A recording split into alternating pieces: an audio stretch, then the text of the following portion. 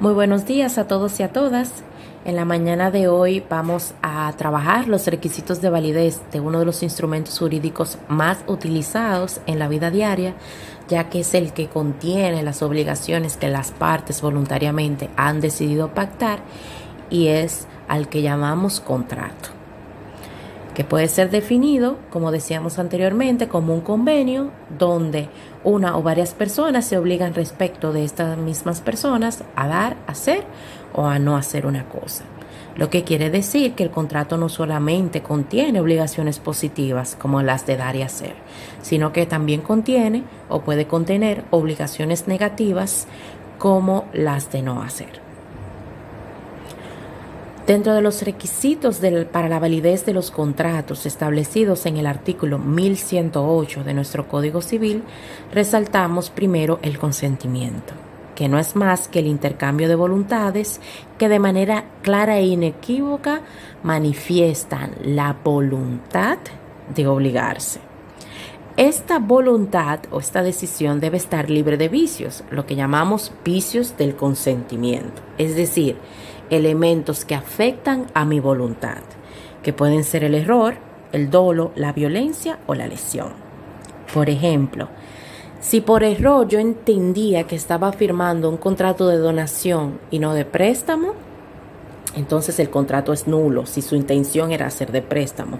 Del mismo modo, si a través de la violencia me llevan a firmar un contrato de préstamo, ese contrato es nulo. ¿Por qué? Porque yo no he dado mi consentimiento. Mi consentimiento está viciado ya que he sido constreñida, he sido obligada a manifestar mi voluntad. En segunda parte tenemos la capacidad, que no es más que la potestad de realizar actos jurídicos o de disfrutar sus efectos. En la República Dominicana, la concepción, la vida, está protegida desde la concepción. Esto quiere decir que desde el momento en que somos concebidos ya tenemos capacidad de goce, porque la capacidad de goce no es más que ser titular de derechos y obligaciones. Sin embargo, es la misma Constitución que establece cuándo será efectiva nuestra capacidad de ejercicio, que de manera general es a partir de los 18 años, porque en República Dominicana es en ese número donde se adquiere la mayoría de edad. Y por tanto, al ser mayor de edad, he adquirido la capacidad de ejercer mis derechos civiles y políticos y por tanto puedo transmitir, modificar, extinguir y crear obligaciones. El objeto es de suma importancia, ya que es la prestación prometida. Por tanto, para que el contrato se considere válido, yo debo pactar sobre un objeto que exista. Debe existir y estar en el comercio. Las cosas que están fuera del comercio no pueden ser objeto de contrato. Por ejemplo, carecería de objeto una cesión de crédito cuyo crédito haya sido extinguido ya por el deudor o un contrato de préstamo no desembolsado.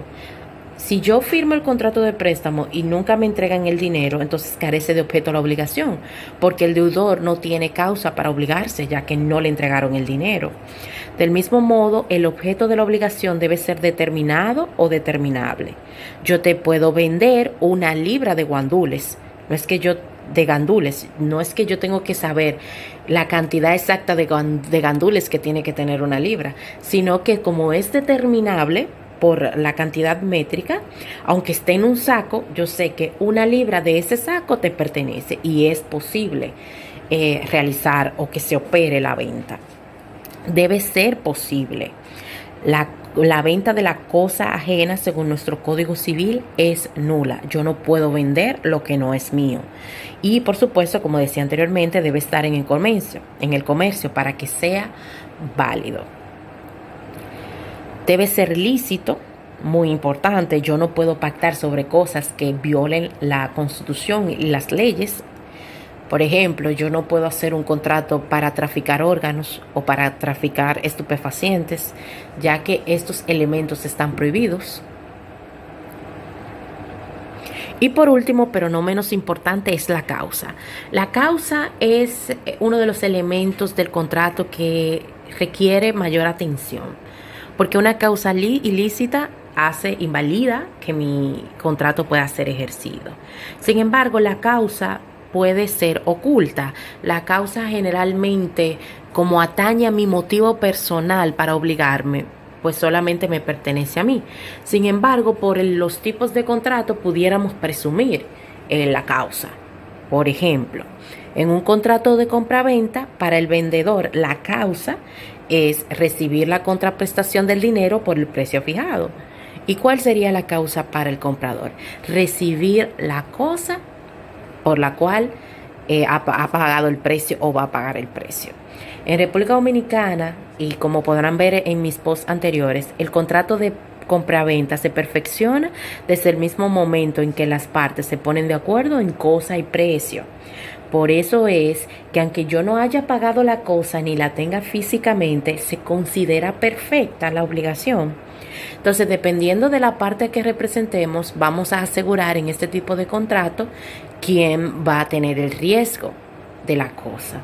Por eso es muy importante conocer los requisitos de validez para luego que vayamos a instrumentar un contrato, si usted es estudiante de Derecho o abogado, o al mismo tiempo, para quien se va a obligar en ese contrato, conozca cuáles son los requisitos.